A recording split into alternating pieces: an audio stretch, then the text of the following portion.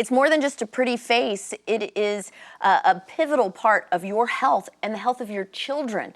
We're talking about dental health with Healthy Smiles for Kids of Orange County, a mobile unit, a couple of mobile units, and an office in Garden Grove, and with Liz and Dr. Mungo, who can really share with you how you're the first line of defense in your children's health. Where are we dropping the ball? Other than, I mean, we just spoke about actually getting our kids to the dentist, but what's going on with them that they all need? I mean, aren't our teeth designed to last us, even through the first couple of years of our life? Why are they plunking out on us here? What's happening? Well, when they were designed a long time ago, I know the designer. You By know the way, the and I'm not sure the designer was thinking of fruit roll-ups or different types of candies and things that are really an assault on our teeth. And it really is a battle. You know, when we look at advertisements on television, and what people feel is the norm for them to give their children for snacks and for eating and all. You know, when hamburgers and French fries became the norm, and a soft drink with that, who would think of having a soft drink for dinner? But people do. Yeah. You know, we were brought up to have milk. But, we had sweet tea, which is probably very similar to a soft drink. So part of that battle is educating families early on as to what to feed their children, how to feed them. When we start about, well, where does this all start with a family? It really starts with the mother and the father. So many studies have showed that if a mother, while she's going through pregnancy and has that baby and that, really is important prior to that to make sure that her oral health is good. Really? Because the first time you and I kiss our babies, we share with them everything that we have of our own mouth. So if we have periodontal or gum disease, we're going to share it with the baby. Wow. And that overload of bacteria is what starts the ball rolling. And they don't have the defenses. Right. Exactly. And there's myths out there. There's a myth out there that when you're pregnant, you can't see a dentist. It's absolutely wrong. I've never heard that. I've heard you can't bleach your hair, but I didn't hear that you can't see a dentist. You can see a dentist when you're pregnant. Absolutely. And you probably should. You absolutely should. They're sucking all the calcium out of you. Is that a myth too? Pretty true. But it is true. Prevention is what it's all about. And so if the mom is going to the dentist is a professional. He's going to know what he or she should do and shouldn't do while you're pregnant.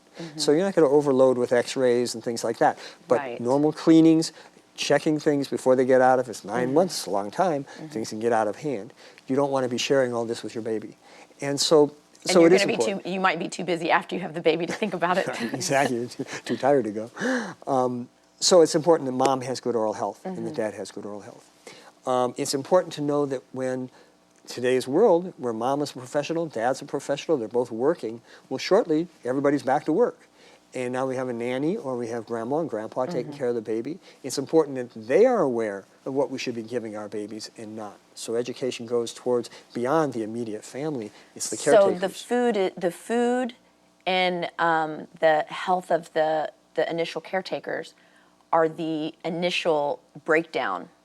And we spoke earlier about an 18-month-old who had to have 3 root canals. You know, and it's interesting, as a mom, you hear breastfeeding is the way to go. I was so proud I was breastfeeding. But nobody ever said to me, oh, don't let your baby fall asleep right there resting, because I was doing the best thing I could for my baby, right? Then I met Dr. Mungo, and it's amazing. Now I know why my youngest child has more cavities than her older brothers. So whether it's breast milk or if it's just milk from the store, formula, they shouldn't be sleeping with the milk in their mouth? What happens is, and of course, obviously, at 2 in the morning, and a baby wakes up, and we have a granddaughter now, and and I'm sure my daughter's going through that now. At 2 o'clock in the morning, you feed her a little bit. That's fine. But what we need to know is that the first thing in the morning when the baby's awake is to wash those teeth, wipe those little teeth, even if there's only 2 of them in there, and especially behind the front teeth, because that's where the decay will start. Okay. When the nipple is in there from a breast or a bottle, that's where the milk is deposited. Behind those teeth. Right. And they fall asleep.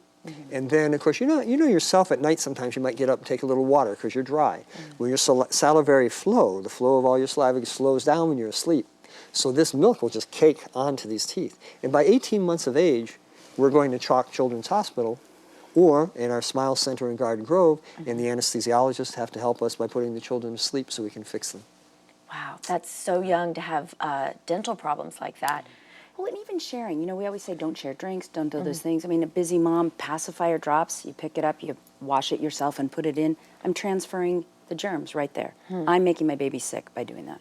Now, there's dental germs that we can be giving to our children, or if they're sharing with other kids, dental germs, because you don't want them to get sick with a cold or the flu. But I didn't realize that there were things that could attack your dental health. Well, it's the same bacteria. The normal flora of bacteria that we have in our mouths, it's just the abundance of it. I see. And so when a mom is giving a load of this bacteria to the baby, it just really accelerates things to a much faster rate, which overcomes the ability to fight that off. For and that it's child. the milk itself turns into acid. And if it's orange juice or apple juice, things like that, they're going to turn into acid too. It doesn't matter really what's in the bottle. And that is acid. Then the bacteria overload, the bacteria produce acids, and those acids all together overwhelm what's going on in the mouth. And that's when the enamel starts to break down, and then you have what's called a cavity, just a hole in the tooth. What about older kids? We talked a little bit about some of their snacks. Because like fruit roll-ups or different types of sticky, sweet stuff, is there anything else we should be watching out for? Is it just sugar? Are there other things? What about salty stuff like chips? Does that impact their oral health? God bless you. Bless you. It's as far as the salt and that, I mean, again, that's overall, concern about the body and the health. When we look at the juvenile diabetes and juvenile obesity in the children and that, you look at the whole diet, it's important. And so when we look at, mainly there are a couple different things we have to think about. One is that how much sugar, how many acids and all that are insulting the I mouth see kids every walking day. around with a bag of chips. Sure. Like 7 and 8 year olds that have, for an hour or two, just holding a bag of chips. When I was a kid, if you got chips, you got some on a plate and you went over and we watched TV while we were eating them, but you ate that and then you were done. You didn't just walk around pulling the bag of chips with you. Does that, having food in their mouth for hours and hours, is that impacting their The initial teeth? damage is done within the first 20 minutes after you eat something like that or drink. And so if it's constant like that, and that's a very good point that you brought up, because it's the same thing with sippy cups and with the little juice boxes. Now, if you and I wanted to have a glass of apple juice, go to the refrigerator, pour it in a glass, boom, drown, and drink it, and you're done. But if you are a busy mom and you're making 6 stops, picking up children, dropping them off, and you have the little 3 or 5-year-old in the back for an hour and a half sucking on a straw, constantly bathing these teeth, it's the same as the chips. Yeah. And chips, and that's one other thing, is the chips are something that, you know how they stick into your teeth and they just stay in your mouth. So when you're looking at snacks, you need to look at snacks that you chew up and boom, it's down right away and it's gone. Done. Healthy Smiles is part of a campaign that's going on throughout Orange County called Rethink Your Drink, and it applies to us adults as well as children, and it has to do with really understanding juices are not good. Water is the #1 choice. Part of our display on our educational activities when we go out in our mobile, we'll show a 16-ounce soda, and then we have individual packets that show 12 teaspoons of sugar that go in that. It's very visually exciting for children and adults. But part of what we're trying to do is encourage people to not choose soda. If you do drink soda or juice, be sure and do a wash afterwards with water if you can't brush your teeth. And I learned, after drinking a soda, don't brush your teeth right away, because that makes the enamel damage worse. It's How's the that for a acid. non-clinician? You're like brushing your teeth with it. With Exactly, acid, right. with acid. Oh, wow. So that's where brushing comes in. Twice a day, 3 times a day would be better. And 2 minutes each time. 2 minutes each time. So the time and how you brush is very important. And you were saying there's a certain age that we should start letting our kids brush their own teeth. I've never heard this before. It's around 8 years old. 8 years old. They should have the dexterity and the attention span. And I will give you the yes, boys are not quite as mature as girls. 15 for but boys. It could be. But yeah, you're right. It is an 8 age years thing. old. Yeah. Wow. That's quite a bit older than I would have thought. And that doesn't mean you have to brush them for them. They're part of that process. This is Okay. a learning process. But you're there to check and to make sure that, okay, sweetheart, let's get these back teeth a little bit further. I see. You know, and it's a supervisory So sort they of thing. could brush a little bit, and then you could go over the fine Exactly. details. And Exactly. so it's no more kind of sitting in the living room and saying, "Go brush your teeth." Did you brush your teeth? You No, kind of no, need to no. be I need there, to be there. and oversee it and make sure they're doing it, which actually saves us money in the long run. Oh, With cavities and different things that we would have to pay later. If you try to think of it as a fun activity, go in. We give out, as part of the things we give out, is a little 2-minute egg timer. You turn that egg timer on and you try to brush your teeth. Most adults I know do not brush their teeth for 2 minutes.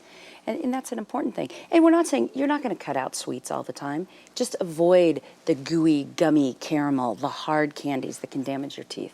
Chocolate, my favorite, is actually a very good alternative because it's got a lower melting temperature, so it melts off the teeth and it doesn't stay stuck. So an M&M's is better than a caramel. Than something that would stick, that would need to boil off your teeth. Or chips or something that would stay in there. Exactly. So it's really, it really is just really rethinking the way we've thought about our children and their dental health and kind of starting over. Exactly. One of the things that I love about our Healthy Smiles clinic is that we actually have a kitchen in there, and part of the educational process is to bring families in and to teach moms, you know, this is a good snack, this is a bad snack, we should be preparing this for our children. And it's amazing to watch the moms say, it's like a light bulb goes off in their minds, and they're going, well, I guess you're really right, you know? Right. What I've been giving them is really not the best. And it's just like you said, Liz, it's easy, it's pacifying. We know they need food, but in the long run, or even the short run, it's so damaging for them to have food in their mouth all day long. Exactly. And foods that are full of sugars and things that are decaying their teeth. And the message really from Healthy Smiles perspective is about the prevention and the education piece. Yes, we treat children, but what we're really trying to do, we go out and we educate between 15 and 20,000 parents and children every year. Wow. We have the ability to expand because of this second mobile. We're anticipating seeing about an additional 6,000 children. And the message we're trying to get out is you want to set good habits for your child. But if mom and dad don't know and don't understand, how can they possibly be a model for their children? So we're trying to encourage people to come and learn and understand so that they can improve and we can get ourselves out of this epidemic. How do we rate with the rest of the world in America? I always thought we had the best teeth here. Orange County? Or, yeah, how are we here? Orange County, when we look at the statistics, is worse off than the state of California. What? And the national average. How can that be? It shocks everybody. We were shocked when they did the survey. And That looked is at this. shocking. It is absolutely terrible. And with the Affordable Care Act coming out, it's wonderful because more people will have access, but there's an issue about providers. And so it's very important for children and parents now as they're signing up to make sure that they get on if they can, and if they can't for some reason, to call our toll-free, our number, and get a referral, because we want to get parents hooked up with the right providers that they can. With people that can work with either their insurance or their lack of insurance or whatever, wherever they're at, Exactly. and something that's close to them. That's Exactly. wonderful. Can you give that number out for us? Sure, 714-537-0700. Okay, and we have that right there on the screen. Thank you so much for being here. I've learned so much about oral health, and it really made me rethink a lot of things. I've known from a nutritional standpoint that you wouldn't want to be snacking all day long. If I do that, the scale starts going up. But I never thought about how damaging that could be for our oral care, which is so important for every other part of our body. That's right. Thank you for all that you're doing. And can you give the number one more time? I want to make sure that everybody gets this because I know this is so important. Go ahead. 714-537-0700. And that number, the number on your screen right now, you can find out more information. You can get a referral. You can get a referral to a physician. We can tell you about community outreach events where you can see the mobile out in the community. And when the mobile will be in your community. Thank you so much for being here. We'll see you next time. Come back real soon. I'm Reba Toney. This is Join Our Town. We'll catch you next time. This program has been sponsored by the Trinity Broadcasting Network and made possible by your telethon dollars. Your continual support can keep Join Our Town brought to your home every day. So write Join Our Town, P.O. Box A, Santa Ana, California, 92711.